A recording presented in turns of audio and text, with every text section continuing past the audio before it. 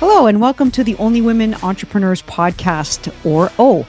I'm your host, Rosemary Cescolini, previously a high school English teacher who shifted into entrepreneurship by diving into the manufacturing industry at a family-owned business called Royal Door Limited, where for 30 years I handcrafted high-quality custom wood doors for thousands of people all across this great country.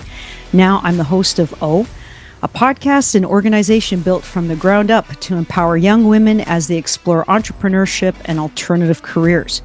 Here, you'll learn about incredibly strong women who have flipped the script of their lives and strive for something different and world-changing.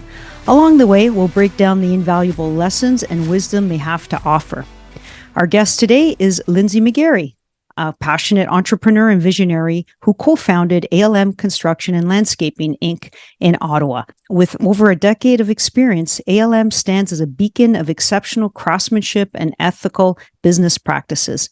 Lindsay is not only the business owner of ALM, but also the heart and soul behind their commitment to creating lifelong relationships with their clients. Her journey is a testament to her dedication to turning houses into homes and landscapes into works of art.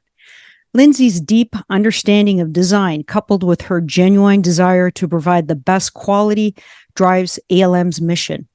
She believes that every home tells a story, and her role is to help homeowners transform their spaces into living narratives that reflect their personalities and aspirations.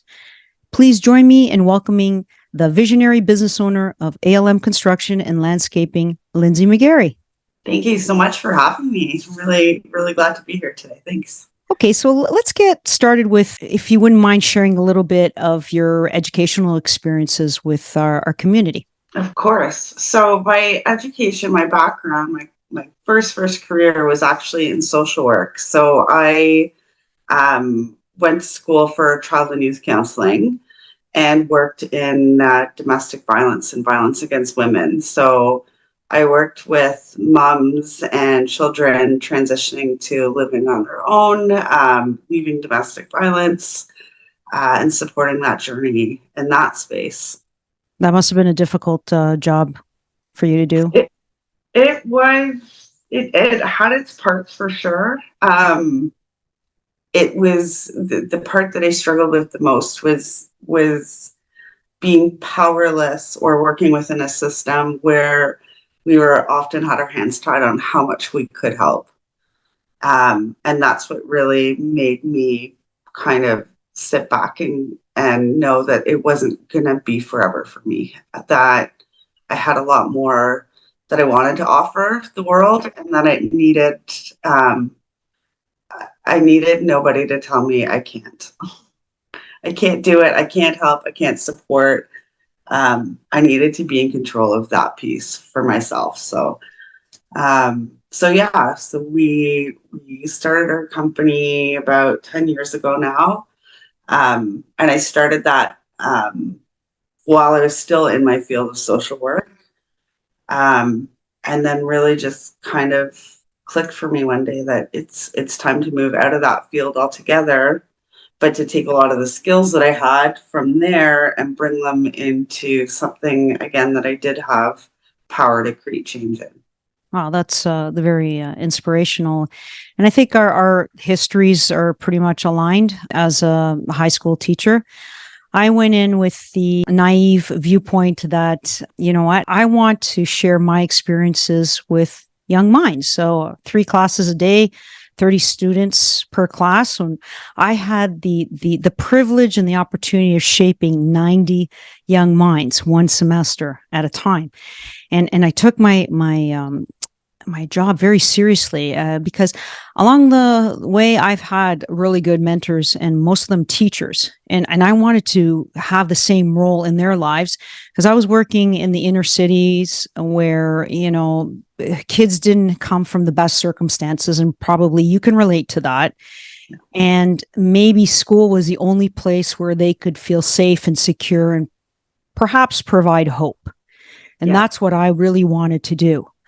However, those things I wasn't able to express and instill values, principles on those students. I was basically in a system which doesn't work, and I was told what to do like a robot. And for me, like conscience wise, I couldn't do that on a day-to-day basis. It just didn't sit right with me because I wasn't able to do what I intended to do, make an impact, shape these young minds and have them, experience, go out and experience the best life possible, and to know that, the future is in your hands. It's in nobody else's hands. Yeah. But I couldn't do that. No, you can't. And that's,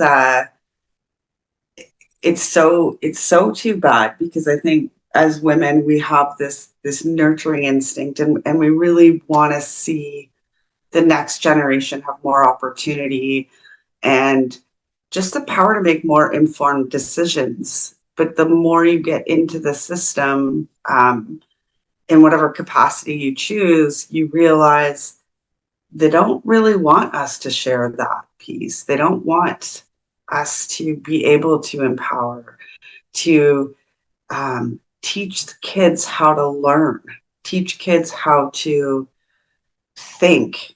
They want us to teach kids how to sit and how to listen. And it's so easy to see now on the outside of like, wow, I needed that space. I needed that time to understand this. And I needed to learn the things that I know now to be able to take this next step, to make these changes, to have these impacts. But for me, I just never felt it was enough. I wasn't okay to be stifled for the rest of my life and to be kept small in a box. Too much to share. And you know what? You actually pinpointed my reasons why I decided to start a podcast. I wanted to share my experiences and experiences like yours to our youth, and also women who might be stuck in a career. They might be in their 30s and 40s, and they are very sad, miserable, upset, or they might be, financially restricted. I want to introduce to them alternative careers, and that perhaps could give them some hope and light at the end of the tunnel.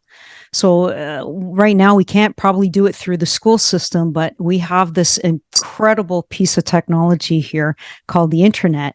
And we can share stories right around the world. And I'm hoping to inspire young women and also career women to consider journeys in entrepreneurship like myself, skilled trades. Something that you do is unique too, construction and landscaping. I want to ask you, can you tell us a little bit about the journey, what led you to start your company with the focus on integrity and quality? Absolutely. So, part of it really came down to my partner and I realizing that contractors as a whole have a very bad rep for being shady, taking money and running, or not doing jobs complete, not communicating. And so one day we just decided, like, let's just do this. Let's just do it. My salary will support our kids for now, and we'll build something. But we're going to do it different. We're going to answer the phone when the clients call. We're going to create a system where communication is open and available at all times. I later learned within reason. We did have to start setting boundaries for ourselves, like no answering the phone at 11 at night. But, but at the time it was, again, like just kind of big sunshine ideas. We're going to do all this great stuff. And we're going to do it with integrity. We're going to show up and do our best every day. And we're going to find solutions where there appears to be none. And we're going to get creative. And so that's how it started. And then the reality was, again, young family. So my business name ALM was actually my children's initials. So we built this for our kids, thinking, okay, one day this will be yours. We're going to build this empire for you guys. You guys can take it over. But we had small kids to feed. So I really sat in the background. I didn't do much for the first couple of years, some bookkeeping, things like that, but didn't really do much. And around, I would say, the 4-year mark, I was like, "You're phenomenal at the trades. Like, you're great at building the craft and all of this, but you're terrible at business."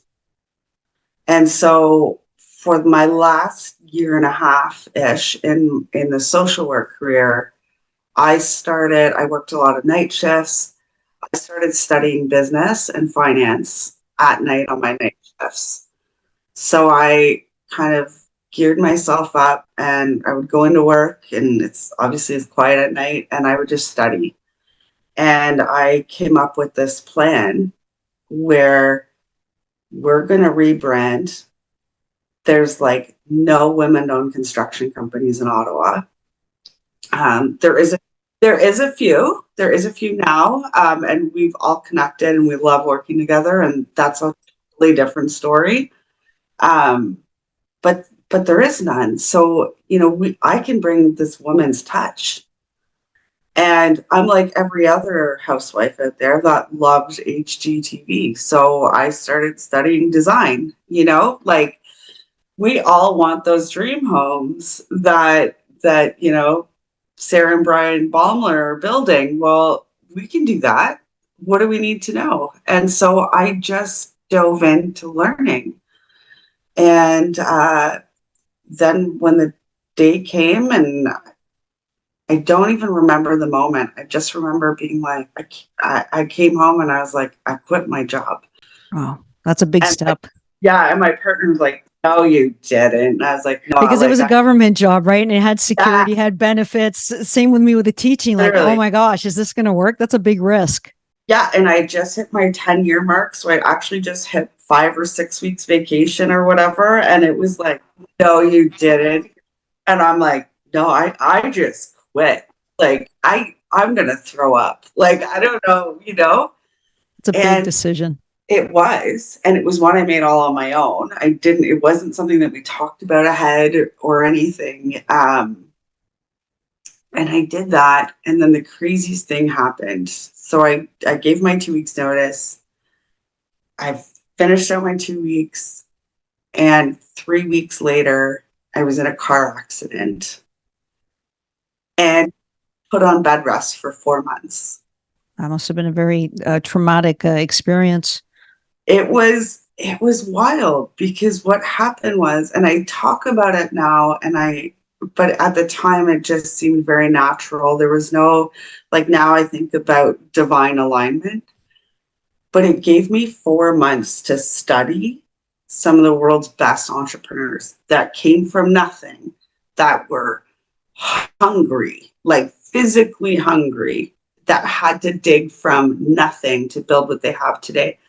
Well, again, as you know, schools don't teach us this, but all of a sudden I had this hunger inside of me to be like, I can do this. Not only can I have to, because I have 3 kids to feed, and I don't even have benefits now to be off on this accident time that just happened, because it's 3 weeks after everything left for me. That's a lot of pressure. It was a lot of pressure. And let me tell you, like, we went into the hole before we came out the other sides. But what an experience and journey of learning and trial and error. Like, it's been unbelievable. Wow, that's I appreciate you sharing that. That is very, very incredible, because a lot of people have these, we call them e-myths or entrepreneurial myths, where, oh, you're self-employed, you're a businesswoman, life is good, you set your own hours, you must be nice, you can go on vacation, you're making piles of money. But here you just heard right from Lindsay that she had a really, really big dip because you were unable to work. You Yeah. laid up for 4 months, not having that steady stream of income coming in. Yeah. But one good thing is, you know what? You had that vision, Yeah. and I you had the educated vision. yourself. Yeah. That's another thing, right? And Yeah. I guess you had the confidence that, you know what, I'm gonna do it, because you were at a point of no return, basically. Literally. Yeah. It was go balls to the wall, for no better example, or lose our house. Like, there was no other options. So I was like, I need a couple $1,000s literally in to invest on the company in terms of branding and website development and all the rest of it. And then I literally hit the pavement and just started selling and hiring my first coach and diving into fear. Fear's a big one that we don't talk a lot about. I'm glad you brought that up, because I want you to explain your fear and how it really prevents people from taking action, and they miss so many opportunities in their life. So please go ahead with that. Absolutely. So I had a coach years ago. I say years ago, it's really been 5 years. So I've done a lot in 5 years. But she broke it down for me like this. If you sat down and you made a list of all of your fears of why this can't work, then look at that list. How many of them are really practical? And what's the worst that's actually going to happen? And I said, well, we're going to lose our home. We're going to live out of a car. She goes, no, the worst is probably you're going to go back to work. And I went, you're so right. Like, if we really got to that place, that's 100% what I would do. Again, I'm educated, right? I can go back into social work. That feels like death inside to me, but I would do that to feed my children. And I think that as women, we don't talk about fear enough, and in a safe space where we can really get practical with it and go, most of our fear is really just made up in our head. And it's one of two things.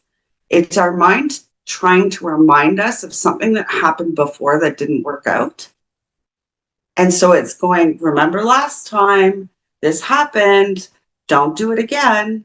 Or it's our mind going, ooh, but if you try that, this bad thing could happen, and this bad thing could happen, and this bad thing can happen. And so what I learned from this was, okay, thank you for your opinion, fear. I'm going to put you aside, though, because I'm going to do it anyways, and I'm going to deal with whatever the consequences are. They're mine to have. If I had stayed in my old career, the consequences weren't mine. They were my clients, my employers, the infrastructure, the bureaucracy. There was no consequence to me other than being in a stifling position and knowing that I've got 35 more years until I can retire. But now the good and the bad is mine to own, is mine to learn from. And we don't learn when things are easy. We just don't. We learn when we're pushed. We learn when we're challenged. And so now I look at fear, and there's times where I go, you know what? I'm not ready to accept those consequences yet. So I'm not ready to take that step yet. But then there's a lot of other times where I go, what's the worst that's going to happen? I'm going to learn a new skill. I'm going to meet a new contact. I'm going to,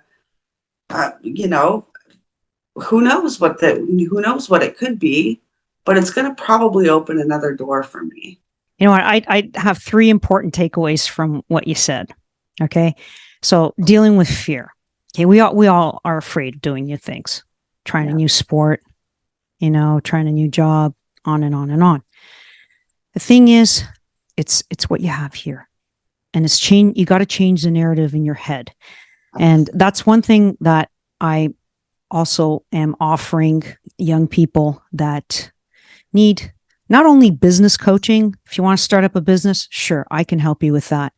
But it doesn't matter if I show you all the techniques that I personally have been, proven success on.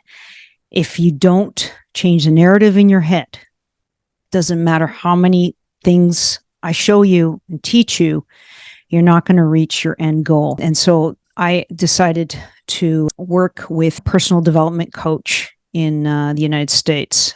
She was in Utah, but now she's in Hawaii, Tara Garrison, and she's mastered personal development. And together we have a 12-month program where we focus on everything in your head. And that way you're able to clear out the old recorded messages you have and the memories and start new ones and have you rationally think of things that could happen if you do pursue what you're thinking of doing. And I like the fact that your coach, had you write down like the pros and the cons. That's one of the best steps to do. The second take from your conversation is about failure. Okay. What's embarrassing to fail? What are they going to say on social media? What are my neighbors going to say? Well, I consider failure this way. Failure is final when you stop trying. And failure is just an experience that you have as a memory. Well, that didn't work out, so I'm not going to do that again, right? And then the third take is you are your impact. Okay? Lindsay's not going to determine my life or my journey. I myself, and you owned your impact because you knew social work, is something I don't want to do until I retire. You figured that out. So then you thought, well, what can I do? Well, you educated yourself. You hired a coach. You found something that you were passionate about. And then you took action every step of the way. And this is why you're here today. And this is what we have to urge our community of listeners to take those necessary steps, because the government's not going to save you. The media is not going to save you. Your friends are not going to save you. Your relatives are not going to save you. In fact, they might put negative thoughts in your head where you just got to learn to kind of tune it out and look at your vision and just go right directly, being single focus. And it's so true you say that. I have a few young entrepreneurs that I support, and one of the things that comes up a lot is the family and friends talking negatively and not really believing in you. And I really have to tell them all, and you need to understand, not only are you not alone in this, you are the majority. Nobody supported us. Nobody in our family, because you know why? Because nobody in our family is entrepreneurs. So we are like the black sheep. We're not understood. And we're risk takers and we're reckless. Who's gonna have both partners in a home take on not having job security? We were nuts to our family and our friends. Boom. Okay, that's fine. You guys aren't the ones I'm aspiring to be, though. And that's what I remind myself when I get there, right? I love my family and friends. I can love them, and I love them for who they are. But you're not who I'm aspiring to be in my career. And let's not forget, entrepreneurship is a lifestyle. It really is. But this is my job. This is my career. It affords me a different lifestyle than having that government job had, but it's still a job, right? So for me, I'm like, you need to understand that it's okay to feel alone. It's actually very lonely at the top. It can be. Because the majority of people don't understand you. And that's why I love this idea of this podcast and this community, is because this is where you're going to find your cheerleaders. This is where you're going to find support. This is where you're going to find advice that actually sticks and makes sense to you as you start your entrepreneurial journey, or wherever you're at in it. Because your aunts, your uncles, your cousins, your parents, your siblings, they don't get it. They stay safe. They stay in the security. My parents thought I was nuts. I was barely 30. I wasn't 30. I was in my 20s when I started this. And like, what do you mean you're leaving your government job? You know, I graduated at the top of my class. I got the best job out of my entire class straight out of school with benefits and a pension within 6 months. For a social worker, we're typically doing 2 or 3 or 4 part-time jobs, you know, and it can take up to a decade to get a really secure spot somewhere. And I had it within 6 months out of school, and 10 years later, I'm like, yeah, no, this does not feel right. I can't do. And my parents are like, are you crazy? Like, this is what the dream is. And I'm like, this is me dying inside. I'm too crazy for this. I can't do this. So know that you're not going to be understood by your loved ones. Trust that actually you're probably on the right path if they're not supporting you, because they don't understand it. So just do the opposite. That's good advice. I agree wholeheartedly with that one. I think one thing though we should discuss is when you choose something, a path, you should choose a path, like you got to do a little bit of market research. Yeah. Like right now, everybody wants to go in a career that's kind of like easy. For example, I'm going to pick on the teaching industry. Everybody wants to be a teacher because, you know, there's so many great things about it, right? You have your summers off. If you have kids, you can take care of them. You have a great pay, great benefits, and so forth and so on. But a lot of young people, they go, I'm going to be a teacher, but they don't really research it. So they don't know what's involved. And then they don't look at the hiring trends. You know, when I was hired in the 90s, there was a hiring freeze. Okay, there's too many teachers. So we all graduated. Yeehaw, right? I graduated from Queens. Then they said, well, congratulations, you got your degree, but I don't know if you're going to get employed. So just throw your applications everywhere. So that's what I did. And then we had interviews. And the one thing, though, that put me ahead of everybody else, just I had top marks, I'm not going to deny that, was the fact that I had experience. Okay, I worked at 14 years of age at Canada's Wonderland. I worked at gas stations, pumping gas. Then it was automated. I worked inside the office. I had a job with a landscaping company where we cut grass, planted flowers, trimmed trees. I even had the opportunity of working at a company that's no longer with us. It was called McDonnell Douglas. They made airplane wings near the airport, near Pearson. And I was hired as HR there. And they actually, my final year of university, they offered me a full-time job. And I didn't take it because my dad said, you know what, could be subject to layoffs depending on the economy, which was true. Then they were bought out by Boeing and then they shut it down. So he was 100% right on that. But, and when I was offered my position, I said, well, why did you hire me, you know, over the thousands of applications that came in? Because this is all across the province. I said, well, you're a person that goes out and gets things done. Most of the people have just gone to school. They don't have anything, no experience to draw on and to teach these kids. So I got my job. And that's one thing that I want to bring upon our listeners. If you are in school and you have a passion about something, or you're curious, go try it out, first of all. See if you like it. And then second of all, do a little bit of research. Is there a shortage? And I've had a lot of guests come on the show and they're all saying the same thing, that there are severe labor shortages all across the board, especially in construction and manufacturing. And this is the question I'm going to put out to you because you're in that line of work. Are there job opportunities for women in your industry? I will say this. So I have had, in my 5 years, I think I've had 4 women work for me. Now, my business itself, so when we talk landscaping, what my business does is I do the design build of the dream backyards. I actually never touch a garden and don't do anything in terms of grass maintenance. So for women in my industry, it's intensely physical labor. And I typically have them last 1 year, one season.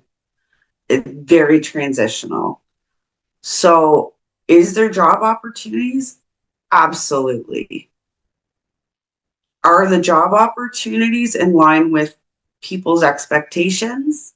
That I'm not so sure about, because I'm not sure people really, um, women especially, really know what they're getting into. Because this is like, if you power lift as a hobby, it might be for you. But the difference being, I have a lot of women that are like, well, I'm fit, I could do it. And I'm like, if you go to the gym daily, good for you. I'm asking you to be outside for 10 hours a day. It's a stamina thing. It's a physical, very physically different job than any other one out there, because you're outside, rain or shine. Well, maybe not rain or shine, but close enough. And again, very hot and a lot of manual labor. Um, I spent my first summer only working outside with the teams. I wanted to learn exactly what it is they do, how they do it, and what am I asking somebody to do when I hire them. And if I'm not willing to do it myself, I'm not asking somebody else to do it. That's just one of those integrity pieces that we touched on at the beginning, how it pertains to my team. So I was probably in the best shape of my life by the end of that summer. I also like to talk way too much, so I know that laboring is not the job for me. That being said, I will still jump on a site when needed. I will still operate the equipment when needed, but it's a very versatile career. So I have yet to find a woman that's wanted to stick it out and really learn to be a team leader, like to stay in this job and work beyond just one season. And I think that's a challenge is right across the board, because if I just look at my own manufacturing experiences, yeah, I lift 50 to 60 pounds of products. Like right now, the biggest craze is barn doors. So we're making doors that are as wide as maybe 6 feet, 7, 8 feet tall. You need two people to lift that, right? And so the door might be 100 pounds. So I'm lifting 50 pounds, and my team player is lifting 50 pounds. So any of these types of jobs will require some physical activity, whether you're a bricklayer, an electrician, a drywaller. But I think not only, pointing that out, you got to work smartly, because there's no way I would attempt to lift a 100-pound door. I'm going to hurt myself. So you ask for help. And if you do surround yourself with a good team and you have a good employer, it's possible to get things done. And you know what? One good thing you mentioned, though, is working outside. You've got the beautiful sunshine, and it sure beats working inside an office all day. Some people work in offices that don't even have windows, and they're in cubicles for 8 to 10 hours. Oh, and some people it's for them. It is not for me. Exactly. For sure. 100%. It's beautiful. Watching spaces transform is phenomenal to be a part of. And, like you said, you work as a team. I'm a huge advocate. I actually study a lot the companies in the States, especially right now with weather being what it is. I'm looking to them for inspiration. Ottawa's been hit with 3 tornadoes in the last 5 years, and none ever before that. So I'm looking to states where tornadoes are very prevalent in terms of what are they doing for structuring things like that. But one of the other pieces for me really too is, have we invented a tool yet that would make this easier on somebody's body? So I've really become one of the forefront companies in Ottawa that's really invested a lot into my tools. So now if there's a machine out there that can help make it easier on the bodies of my teammates, then we buy it. And that's a great point that you brought up, because even me doing my research, I'm finding that as the technology is developing, it's easier to work in heavy industries. Okay, like we going back 30 years ago, I just look at the equipment we had. It was more manual, and it required really quote unquote heavy lifting. But now everything's automated and computer generated. it's a lot easier. So women can come into our industry and not worry about hurting themselves or saying, oh man, this is too much physical exertion. And I'm glad to see that it's starting to transcend into your industry. Yeah, it is. They're really working on the environmental impact that a lot of the equipment has had over the years.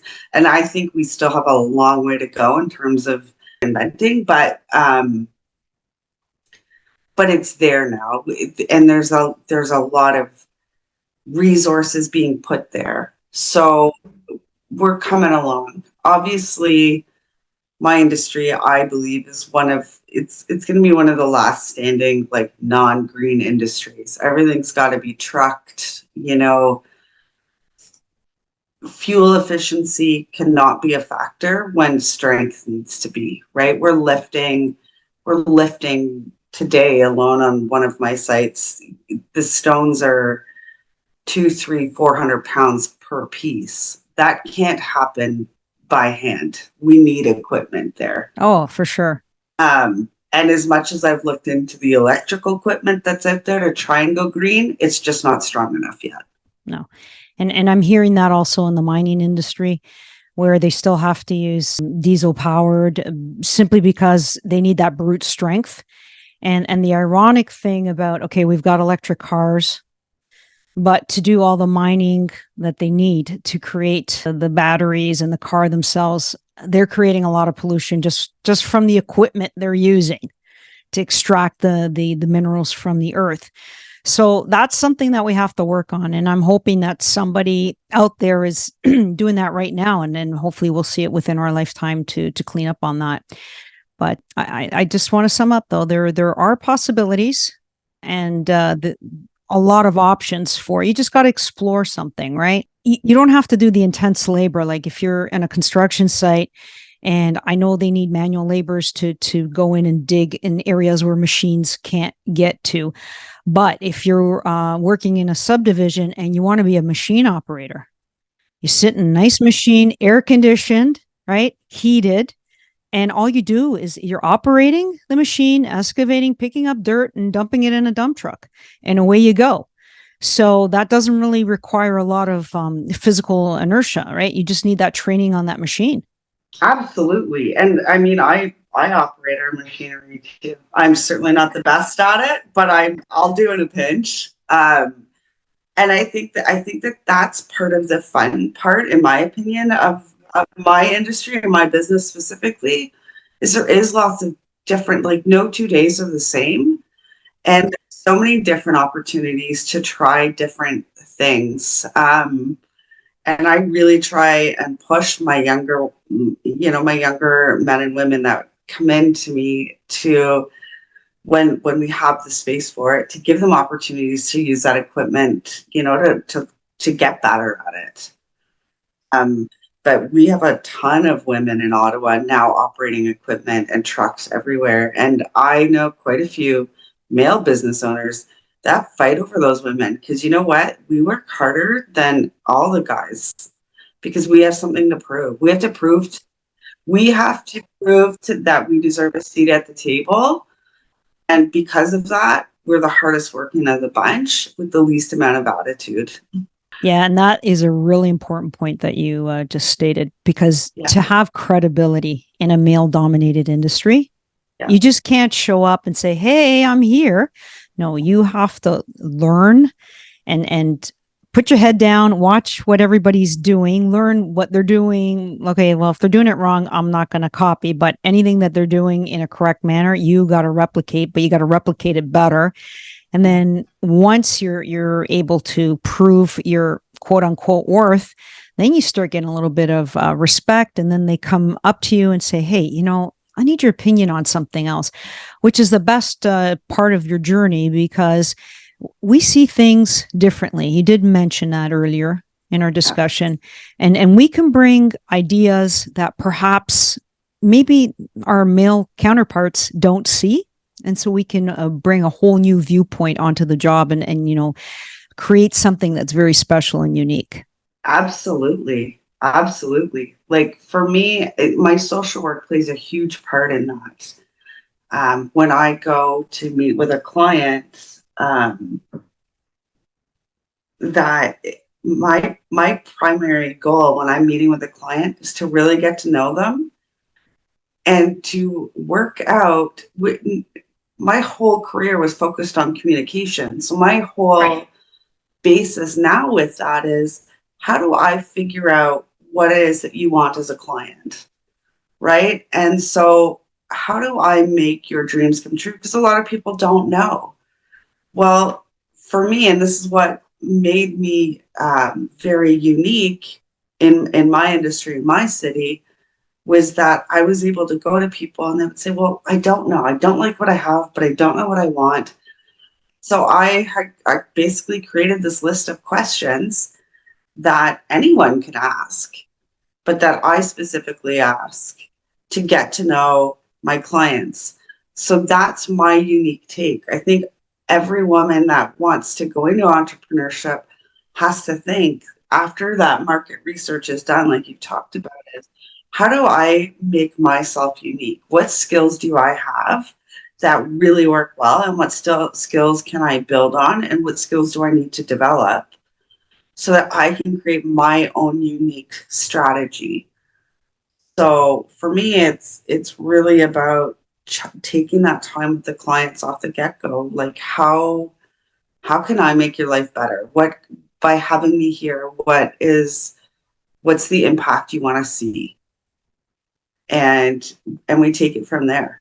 And you know what? You're mentioning the recipes for success, right? Yeah, having excellent communication skills is actually one of the primary steps in success, because, like you said, I'm here to solve a problem. Yeah. Okay, a client reached out to you because obviously they have some sort of issue. They want something to be changed or renovated in their home. Mm-hmm. And you by asking them some questions, you get a little bit of background information, and you figure out, their likes, they're not, the things that they don't find too appealing. And then you create a vision for them. And then you present that vision, and they give you feedback. And upon that feedback, you can modify. And then at the end, you had a collaboration with your clients to create something that they envisioned and they're happy with. And that's amazing. Yeah. And I would say that that's a massive difference between me and working with a designer or an engineer, is the collaboration with the two of us. Because for me, it's really great if I think it looks phenomenal, whatever my finished product is, but I'm not the one living with it. I need to know that whatever we create, you love, you're the one living with it. And again, I want to build something with integrity where, and it's happening really quickly, that client that's happy is referring me to all of their friends and family because they had such a good experience. So that's how I create momentum in my business as well. Yeah, because one job leads after another, right? And the same thing that happens to us, like 2 points out of that. I'll have clients, they'll say to me, they'll bring a picture of their home or something, and they say, oh, so what do you think would look good in my home? This style or that style? And I go, well, which one do you like? You're the one that's going to be looking at it every single day. I'm not living at your house. Oh, I didn't think of it that way. But if they tell me, my kids play the drums or guitar. Oh, it's so noisy. I need something for soundproofing. Well, okay, I'll give you 3-4 options. Pick one, and then we'll discuss, what would suit your home and your environment. And then the other thing that I wanted to mention is the fact that clients, right? They, like you said, they are always looking for you because they consider you to be the expert, and they expect you to do the final selection.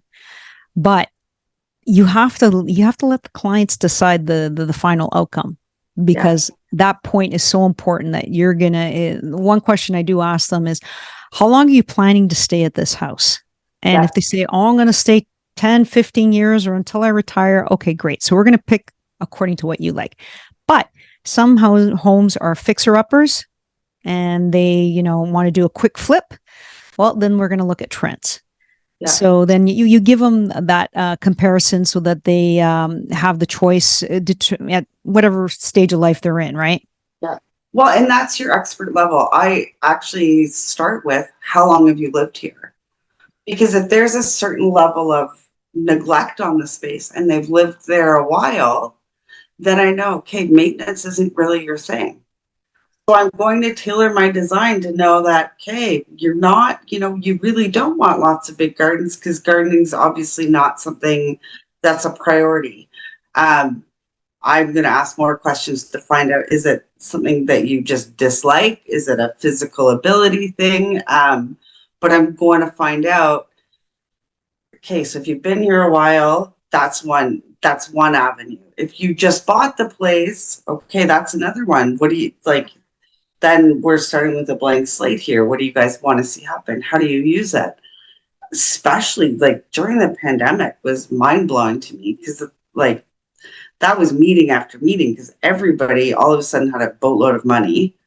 Nobody was driving to work anymore, buying lunches, ordering dinner because everybody was in lockdown. So there was a ton of money. But what we also had was people being stuck at home, being locked in the house. So they needed to make the most of whatever square footprint they had.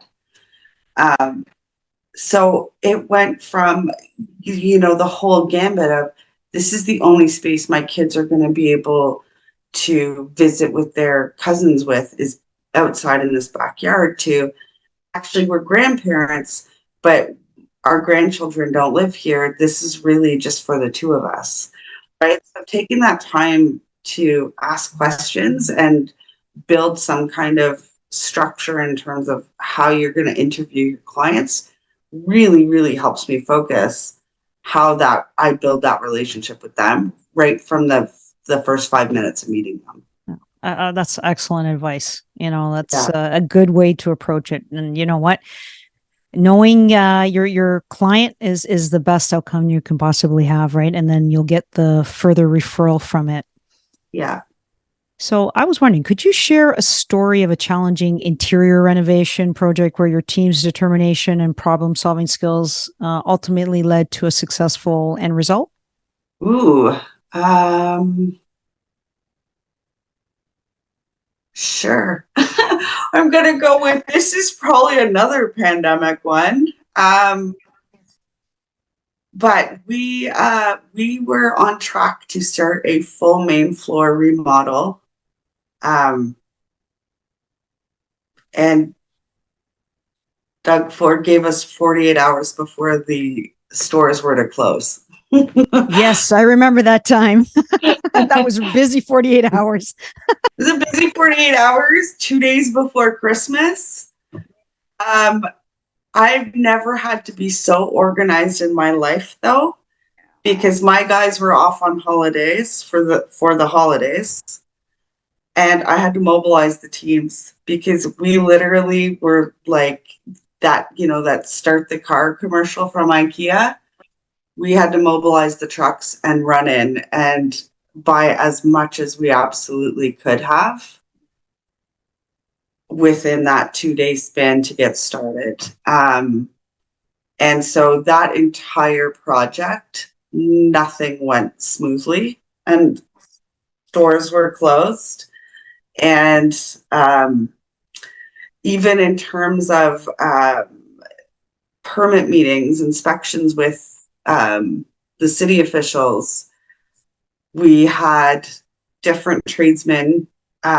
Most of our work we do in-house, but in that particular one, we were not allowed to have more than one team member in the building for social distancing reasons. So we had to create a lineup on the client's driveway of who was going in to meet with the inspector for what part of the inspection. And our clients could only get moved out of the house for 30 days.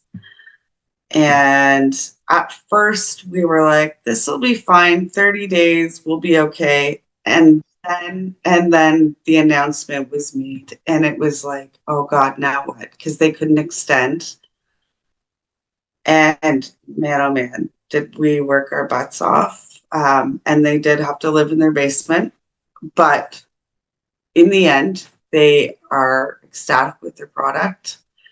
And it's been 3 years and they're still happy campers. And we've done multiple projects for these guys and their family and some of their friends. And it's been a great experience. And I think people know, because it's a small business, it's a family run business.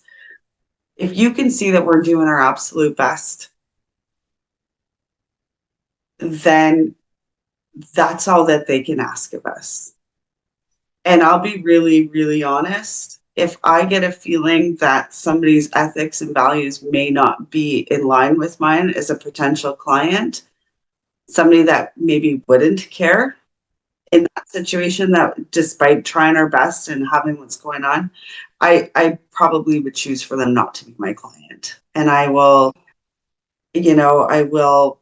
back out of potential contracts if I just get that feeling that, you know what, my integrity and how we run our business doesn't matter to them as much as the dollar, or whatever the case may be. If those ethics aren't in alignment, then it's just not a good fit for our company. You know what? I love the 2 points that you brought up. First of all, during the pandemic, I think every business had to be resourceful because resources were very limited. Amen. So, thinking out of the box. And that's what makes entrepreneurs a very unique species, because we're problem solvers, first of all. For sure.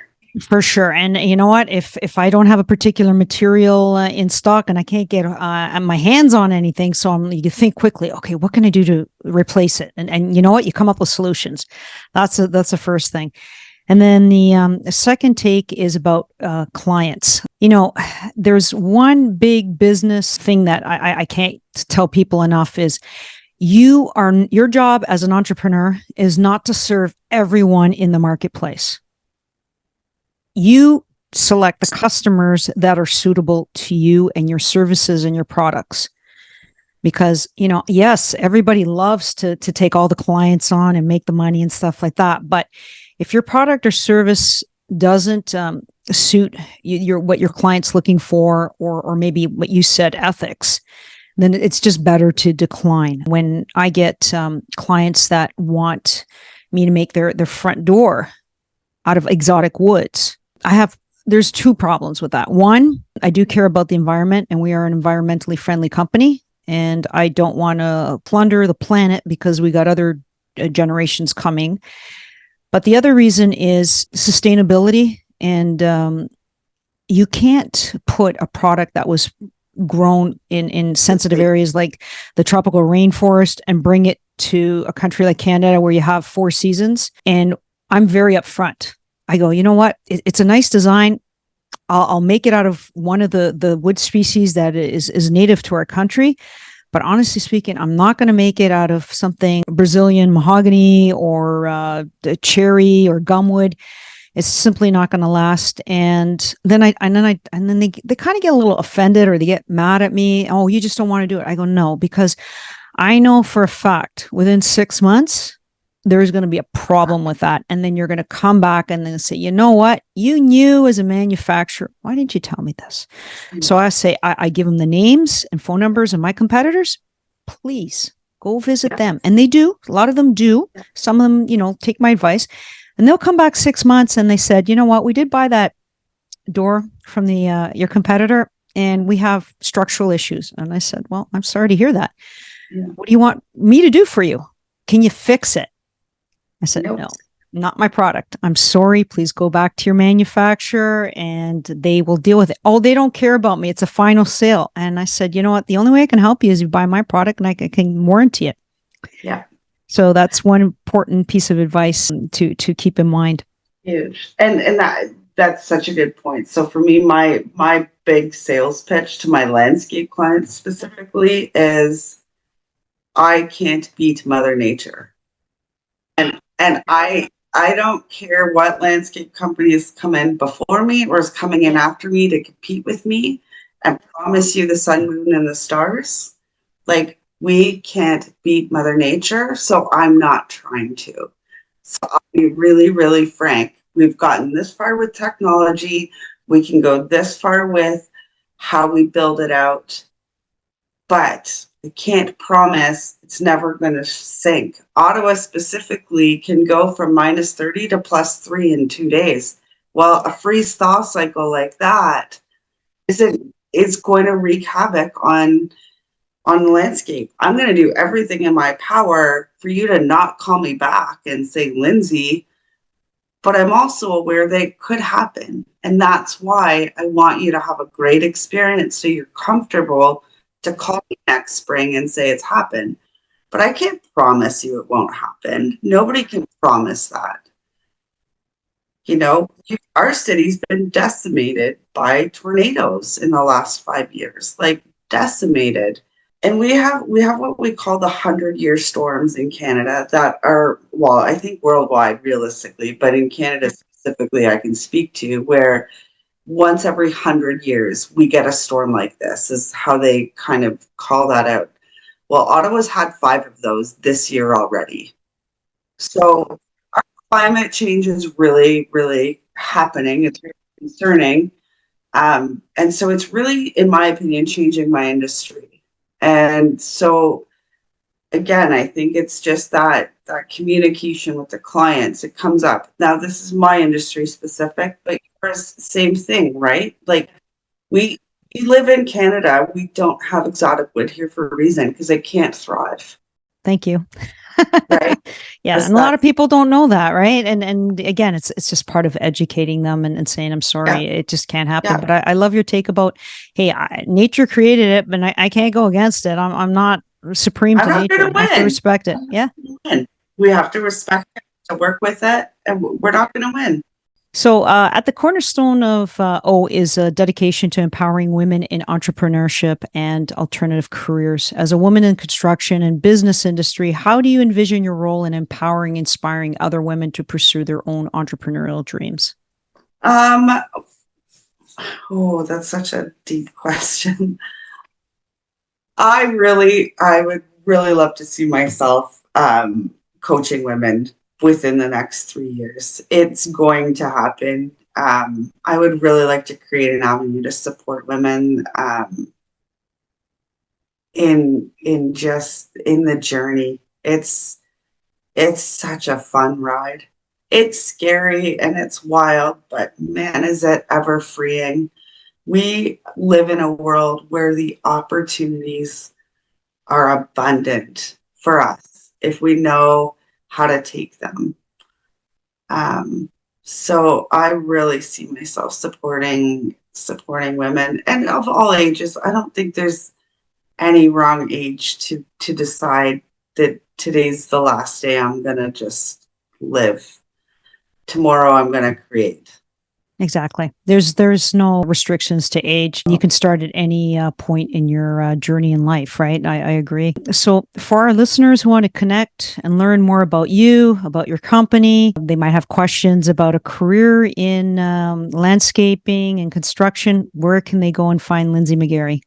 So probably the best place is at my website at www.almlandscapeconstruction.com. There's a link on there. You can email me.